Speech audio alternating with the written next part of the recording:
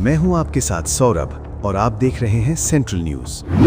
प्रधानमंत्री नरेंद्र मोदी आज अपने महत्वपूर्ण राज्य स्तरीय दौरे पर इजरायल के लिए रवाना हो गए हैं। ये उनका दूसरा आधिकारिक इजरायल दौरा माना जा रहा है, जिसे भारत इजरायल संबंधों के लिहाज से बेहद अहम माना जा रहा है।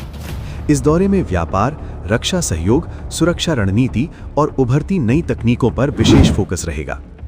इस दौरान प्रधानमंत्री मोदी की मुलाकात इजरायल के प्रधानमंत्री बेंजामिन नेतन्याहू से होगी, जहां दोनों देशों के बीच रणनीतिक साझेदारी को और मजबूत करने पर चर्चा होगी। ट्रेड, डिफेंस और टेक्नोलॉजी पर बड़ा एजेंडा। भारत और इजरायल पिछले कुछ वर्षों में रक्षा एवं तकनीकी सहयोग के क्षेत्र में तेजी से करीब आए हैं। साइबर सुरक्षा एवं आर्टिफिशियल इंटेलिजेंस सहयोग, कृषि तकनीक और जल प्रबंधन, स्टार्टअप एवं इनोवेशन साझेदारी, हाईटेक मैन्युफैक्चरिंग और निवेश। विशेषज्ञों के अनुसार ये दौरा भारत को अत्याधुनिक रक्षा और सुरक्षा तकनीकों तक तेज पहुंच दिला सकता है। इजरायल के प्रधानमंत्री बेंजामिन नेतन्याहू ने हाल ही में हेक्सागन अलायंस नामक नई रणनीतिक पहल लॉन्च की है, जिसमें भारत को प्रमुख साझेदार देश के रूप में शामिल किया गया है।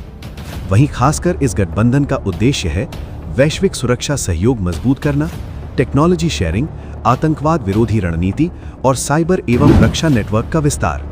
भारत की इस भागीदारी को इंडो मिडल ईस्ट रणनीतिक संतुलन में एक महत्वपूर्ण कदम माना जा रहा है। भारत और इजरायल के बीच संबंध पिछले दशक में अभूतपूर्व रूप से मजबूत हुए हैं।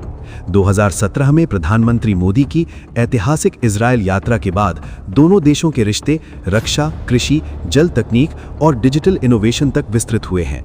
विशेषज्ञों का मानना है कि ये दौरा मिडल ईस्ट में भारत की रणनीतिक भूमिका को मजबूत करेगा और रक्षा उत्पादन में संयुक्त विकास को बढ़ाएगा, साथ ही स्टार्टअप सहयोग और हाईटेक निवेश को नई गति देगा।